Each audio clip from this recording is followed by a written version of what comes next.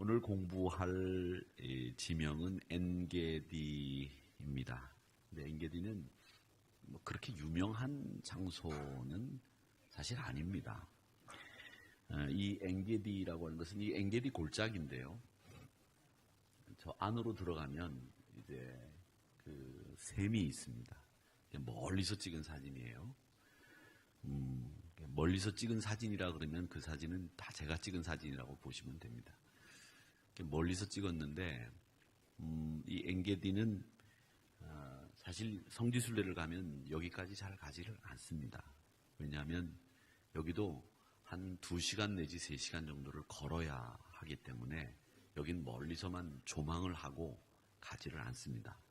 근데 이 장소가 이 엔게디가 마사다, 쿰란, 사해 바로 옆에 있기 때문에 꼭 가봐야 되는 곳이기도 합니다.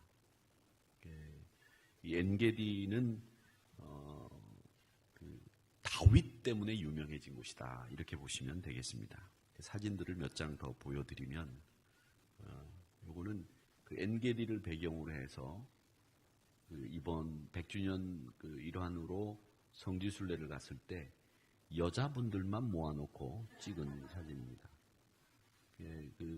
같이 가셨던 우리 남자 권사님들, 집사님들이 참 재미있으셔가지고 여자들끼리만 모아서 찍고 남자들끼리만 모아서 찍고 뭐 이렇게 찍었었는데 여자분들만 모아서 찍은 사진입니다.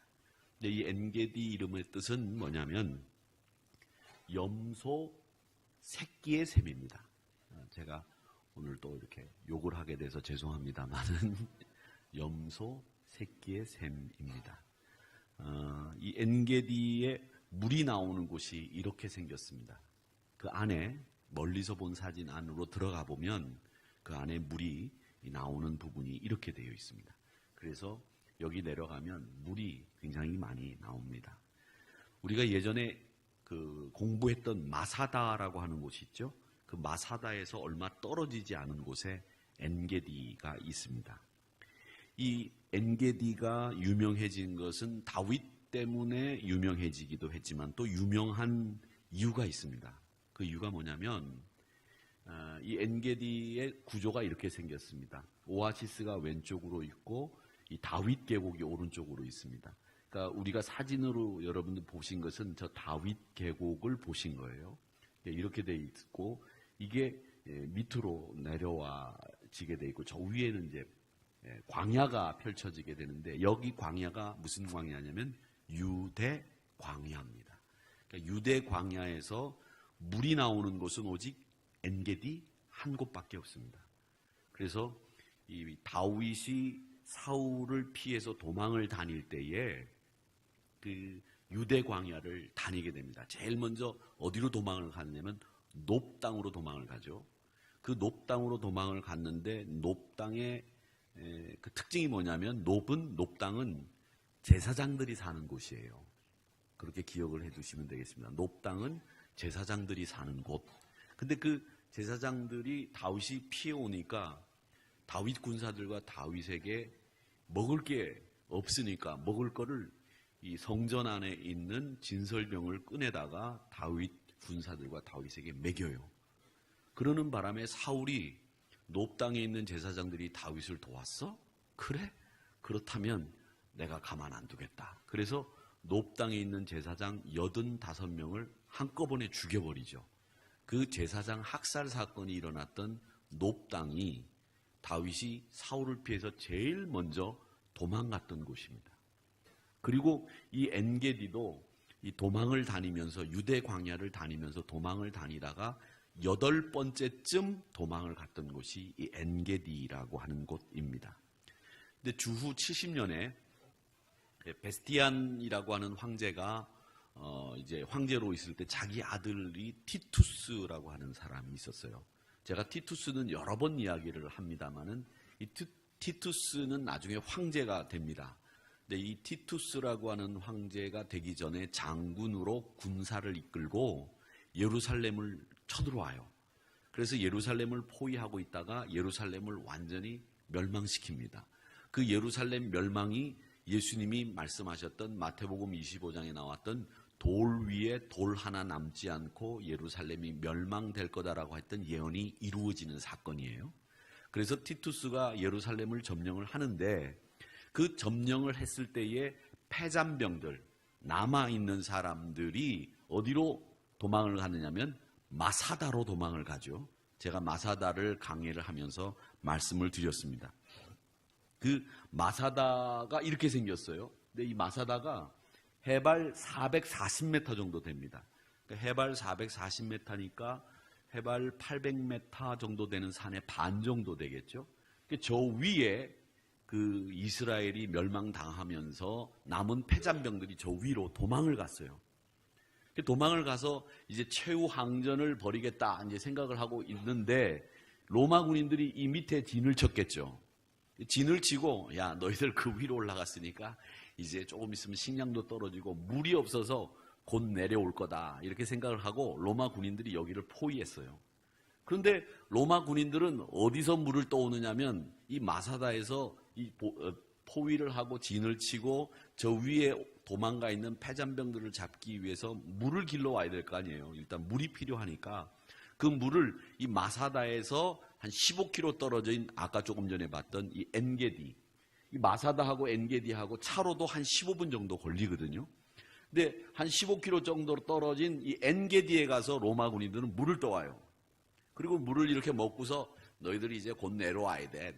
너희들이 이제 죽었어. 빨리 내려와. 항복해. 이제 이러면서 15km 떨어진 엔게디에 가서 물을 떠다가 먹는데 저 위에 있는 이 패잔병들이 거기서 로마 군인들을 내려보면서 목욕을 하는 거예요. 샤워를 해. 이 로마 군인들이 깜짝 놀란 거예요. 아니 우리도 유대 광야에 물이 없어서 15km 정도 떨어진 곳에 리어커 같은 이 수레를 끌고 가서 물을 길러 오는데 저 꼭대기에 물이 어디 있어서 저기서 우리를 내다보고 샤워를 하냔 말이야. 그래가지고 깜짝 놀래가지고 있었는데 그 마사다 안에는 제가 말씀드렸던 수조, 저수조, 그게 우리 이 높이가 우리 지금 앉아있는 예루살렘 성전의 한 3배 정도 되는, 그리고 크기가 이 정도 되는 이런 저수조가 3개가 있어요. 마사다 안에, 그 위에. 그러니까 비가 오면 그 저수조에 물이 꽉 차니까 거기 올라가 있던 사람들이 1년 내내 그 물을 써도 남는 거예요. 그러니까 로마 군인들은 밑에 앉아 있어서 마사다 안에 그런 게 있는 줄도 모르고 너희들 이제 야 물 없지 이제 곧 내려와. 한 이틀 정도 지나면 물 없어서 다 내려올 거다 생각했는데 그 사람들은 그 위에서 목욕을 하는 거예요. 로마 군인들은 엔게디까지 가서 물을 길러 오는데, 그래서 이 마사다에서 이스라엘 사람들이 로마 군인의 포위를 이겨내고 지킬 수 있는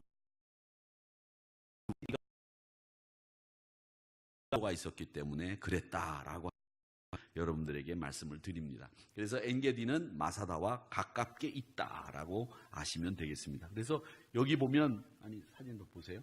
유대 광야라고 밑에 빨간 글씨가 돼 있죠. 그 유대 광야에 물이 나오는 곳은 엔게디가 있다라고 보시면 되겠습니다. 마사다가 있고, 그 다음에 고모라가 저쪽으로 있죠. 지금은 이제 사해가 돼 있지만 소돔과 고모라가 있고 소알이 있고요.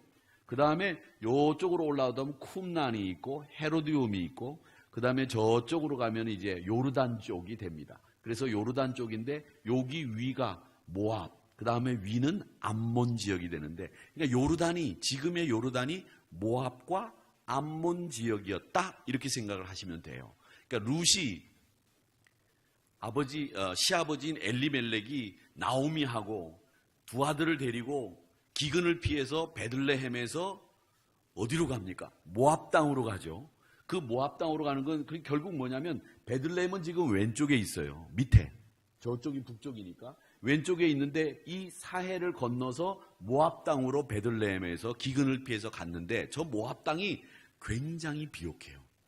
그러니까 그 캘리포니아 땅처럼 땅은 그냥 이렇게 그냥 비가 안 오면 먼지 나는 그런 땅인데 물만 뿌리고 씨만 뿌리면 그냥 막 열매들이 막 이만한 것들이 열리는 그런 땅이 모압 땅이니까 베들레헴에서 기근을 피해서 룻의 시아버지가 가족들을 데리고 저 모압 땅으로 이민을 간 거죠. 이민이라고 하지만 뭐 멀리 간 건 아니에요. 근데 이 모압 땅은 기근이 들어도 농사를 지을 수 있는 곳이 모압 땅이었기 때문에 이 모압 땅은 아주 살기가 좋았던 곳이었다. 이렇게 보시면 되겠습니다.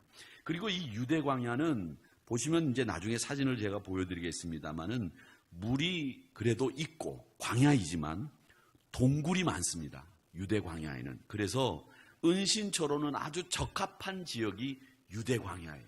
그래서 이 다윗이 사울을 피해 도망을 다닐 때에 유대 광야를 전전하면서 도망을 다녔다. 이렇게 보시면 되겠어요. 그러니까 왜 노업 땅이라든지 엔게디라든지 이런 데가 다 어디 있느냐면 유대 광야를 중심으로 펼쳐진 지명으로 이곳으로 다윗이 도망을 다녔다. 이렇게 보시면 되겠고, 그렇게 도망을 다닌 이유는 다른 지역보다 동굴이 많고 광야이지만 물이 나왔기 때문에 도망을 다닐 수 있었다라고 생각을 하시면 되겠습니다. 그러니까 그런 데는 다 이유가 있겠죠. 그냥 유대 광야를 도망 다닌 건 아니었다라고 하는 거죠. 살만해야 가는 거죠. 그렇죠? 자, 그런데 사울이 이 다윗을 붙잡기 위해서 군사를 오늘 말씀해 보니까 몇 명을 데리고 나왔느냐면 3,000명을 데리고 다윗을 잡으러 다녔대요. 3,000명이 적은 숫자입니까? 많은 숫자입니까? 많은 숫자죠. 한 사람을 잡기 위해서 3,000명을 데리고 다녔대요. 그러니까 얼마나 많은 사람들을, 군인들을 데리고 다녔어요. 근데 사울이 제정신이 아니건 아닌 건 맞아요. 왜 제정신이 아니냐? 지금 블레셋하고 싸워야 되고, 또 우리가 아까 봤던 모압이나 암몬이 수시로 이스라엘을 쳐들어오니까 그 군대들과 싸워서 우리가 이 나라를 지켜내야 되잖아요.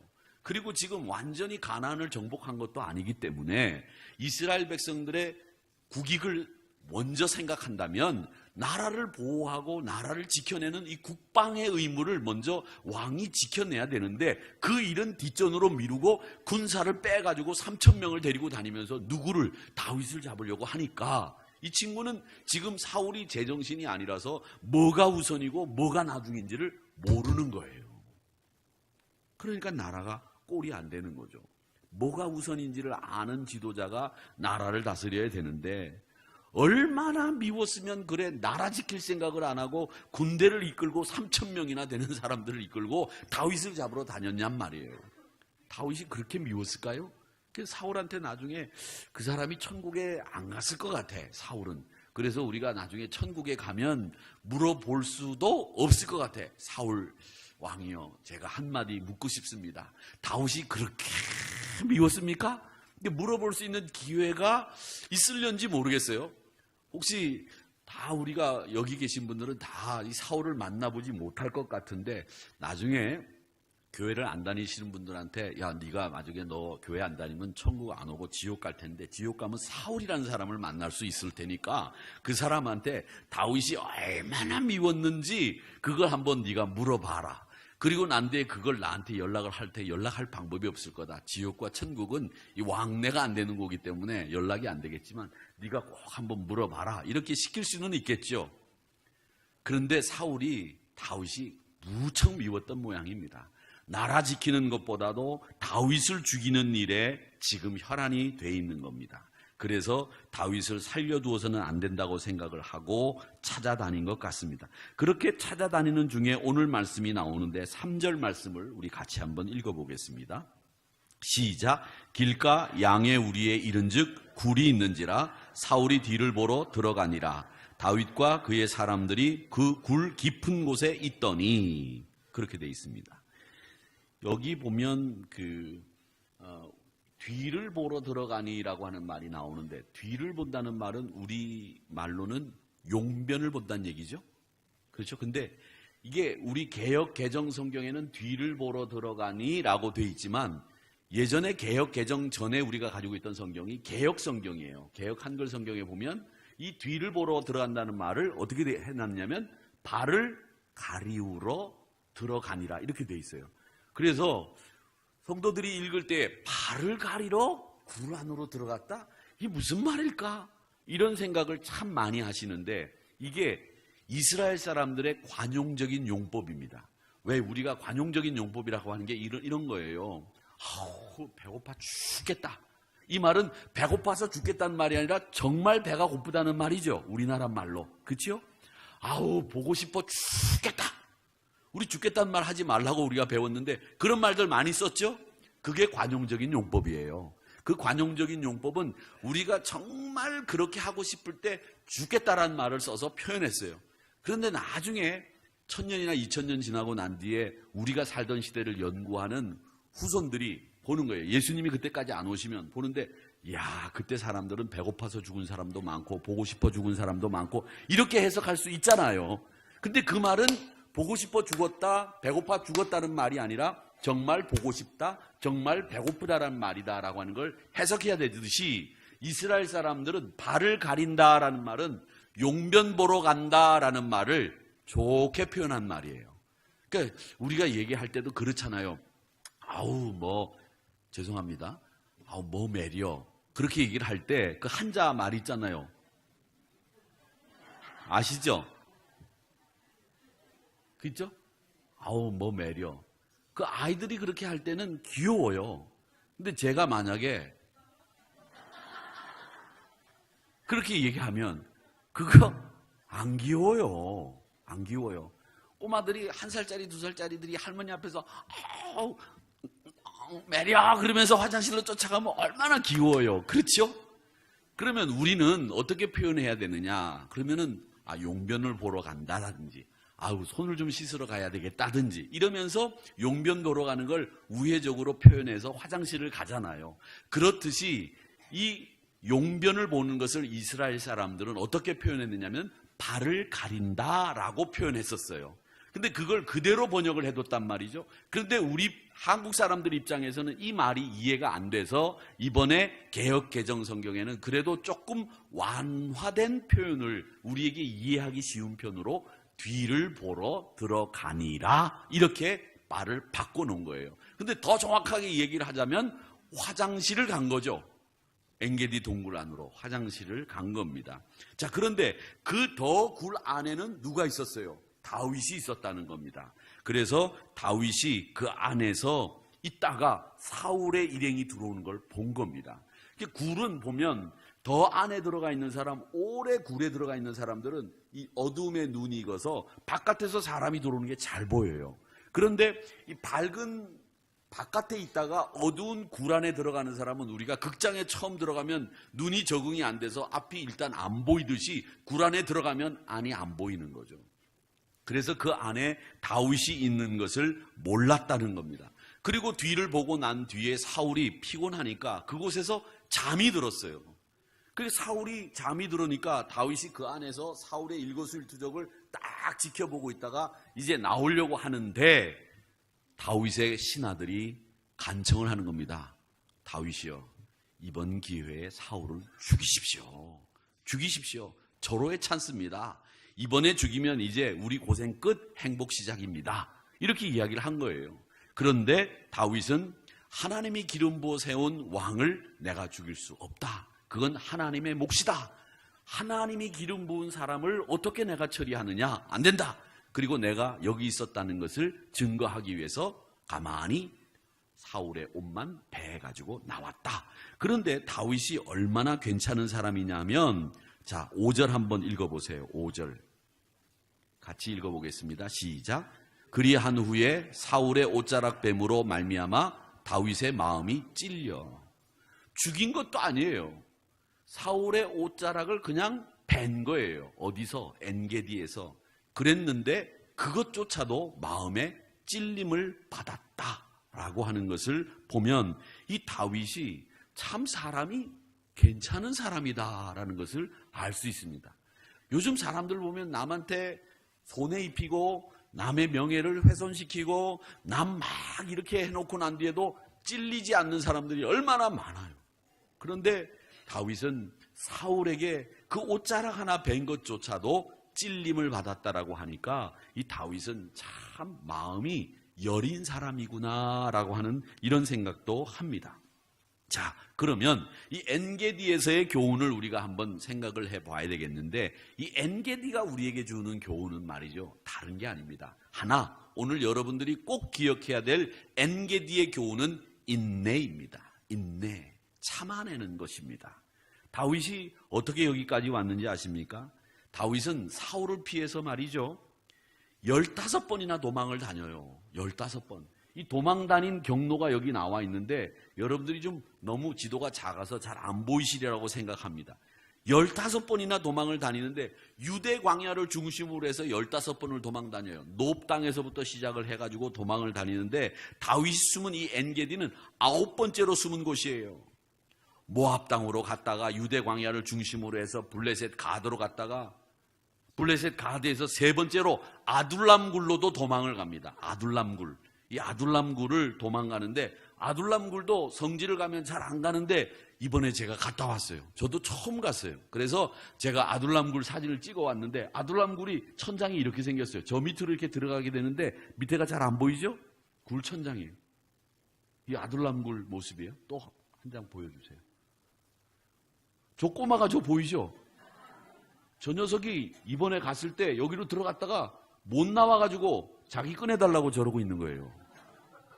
저 녀석이 지금 집에 돌아가야 되는데 학생들이 저 녀석을 이게 못 나와요. 들어가면.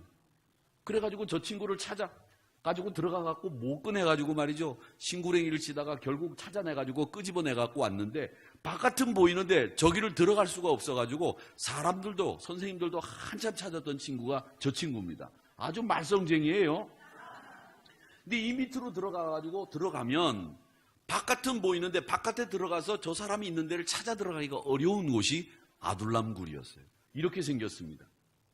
그러니까 이 아둘람굴이라고 하는 곳은 사진 또 보여주세요. 아둘람굴 사진. 단가요? 더 보내드렸는데.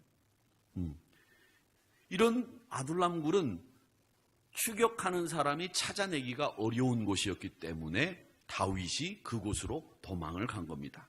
그래서 아까 사진에 봤던 마사다도 도망을 갔던 장소, 헤렛 수플로도 갔고 그일라로도 갔고 호레시라고 하는 곳으로도 도망을 다니면서 무려 15번 장소를 옮겨 다니면서 도망을 다녔던 곳입니다. 자, 그런데 문제는 아까 봤던 그 엔게디 사해 옆에 있는데 이 엔게디가 어떤 곳이냐면 말이죠.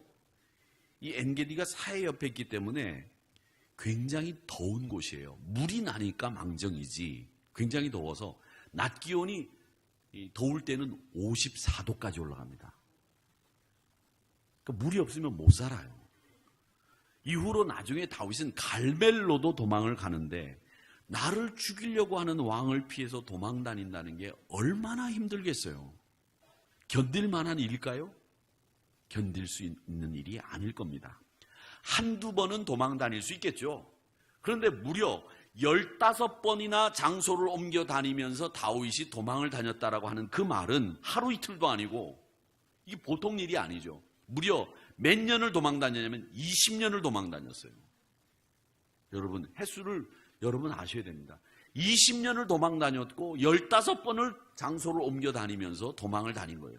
그러니까 자기가 은신처를 보호하기 위해서 그 은신처가 어디라고 하는 그 기밀이 새나가지 않도록 얼마나 단속을 많이 또 했겠어요. 그런데 그 기밀이 또 새나가서 사울이 어디 있는지를 알고 오면 또 도망을 가고 거기에 요나단이 도와줬을 것이고 그리고 많은 다윗을 따르는 사람들이 이 다윗을 도와줬기 때문에 20년 동안 15번의 장소를 옮겨 다니면서 피해 다닐 수 있었던 겁니다. 그런데 여러분 보세요.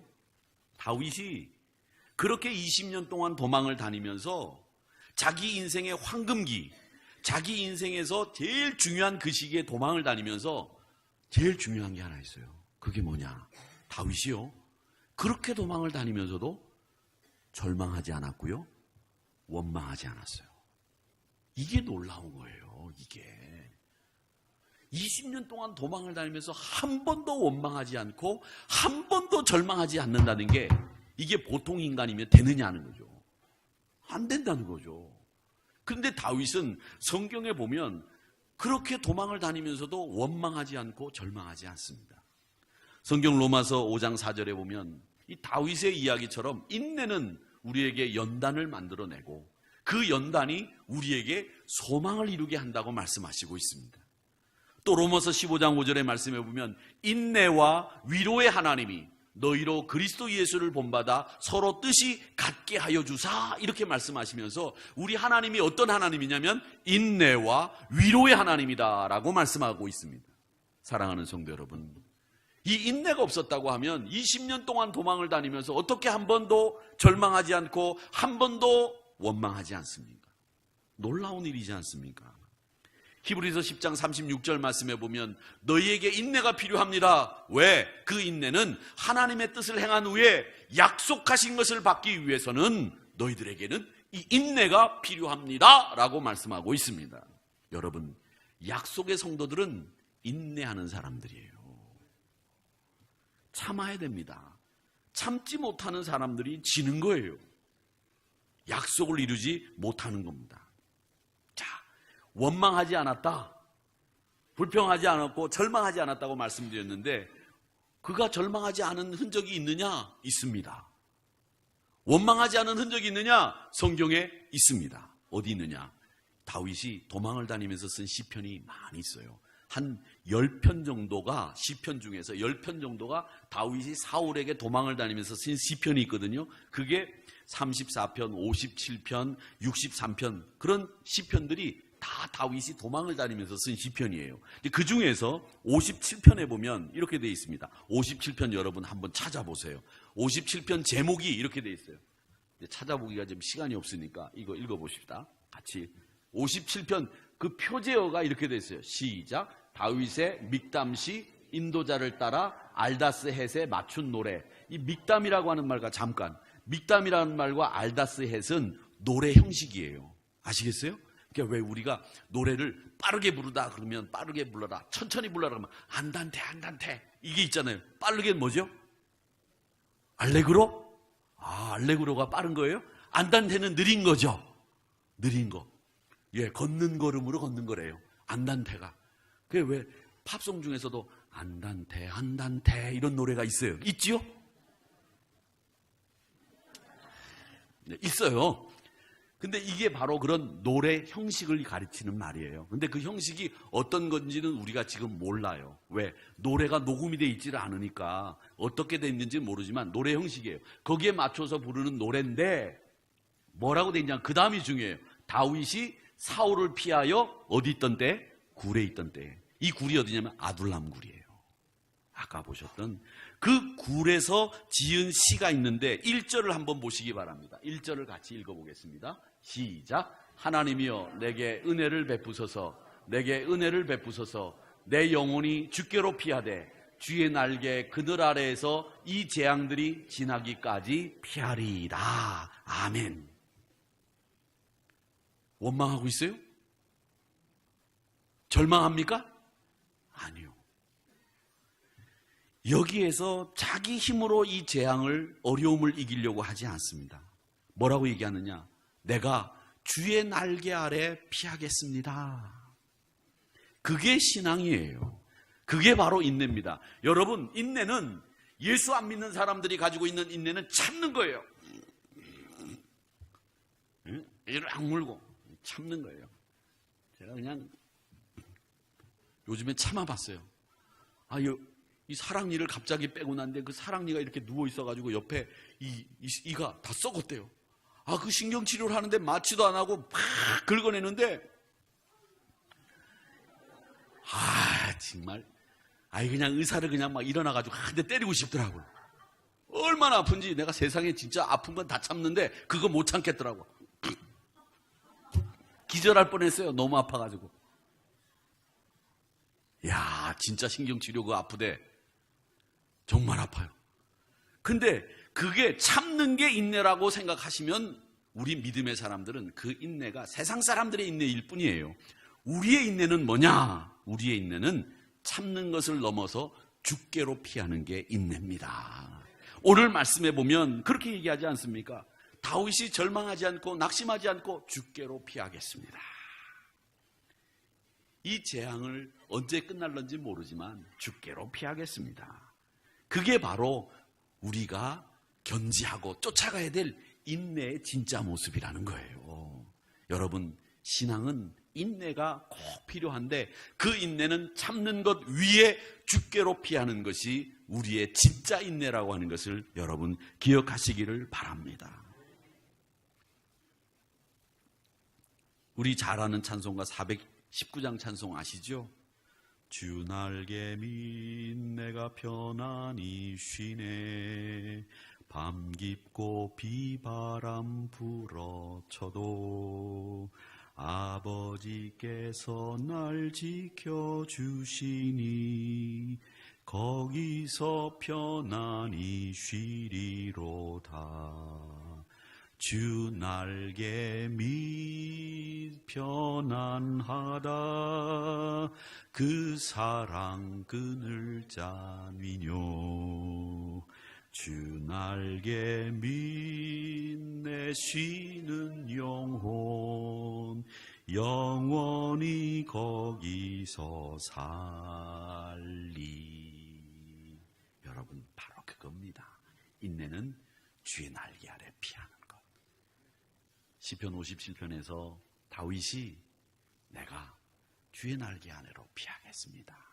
그 도망을 다니면서 어려운 가운데서도 주 날개 아래 피하는 것, 그게 바로 인내라고 하는 걸 여러분 꼭 기억하시기 바랍니다. 성경에는 성공이라는 단어 안 써요. 대신 쓰는 단어가 있습니다. 형통이라는 말을 씁니다. 또 승리라고 하는 말을 써요. 승리는 영적인 말입니다. 성공이라고 하는 말은 다른 사람들과의 관계에서 이 세상에서 얻는 우리의 승리를 성공이라고 말합니다. 성공이 인간의 본성이라고 한다면 승리는 하나님의 소원이에요. 우리가 승리하기를 원하는 걸 하나님이 원하신단 말이죠. 그러니까 성공했다고 해서 승리하는 거 아니에요. 그런데 승리하면 성공까지 합니다. 여러분, 그 승리하기 위해서, 형통하기 위해서, 성공은 요만큼 있다면 승리는 이만큼 있고 형통은 더 위에 있는 거예요. 여러분 성공하시겠습니까? 승리하시겠습니까? 형통하시겠습니까? 여러분 형통하시기를 축원합니다.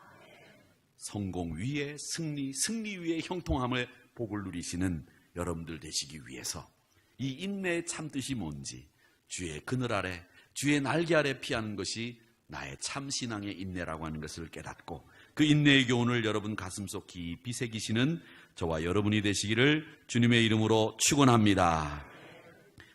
우리 같이 기도하겠습니다.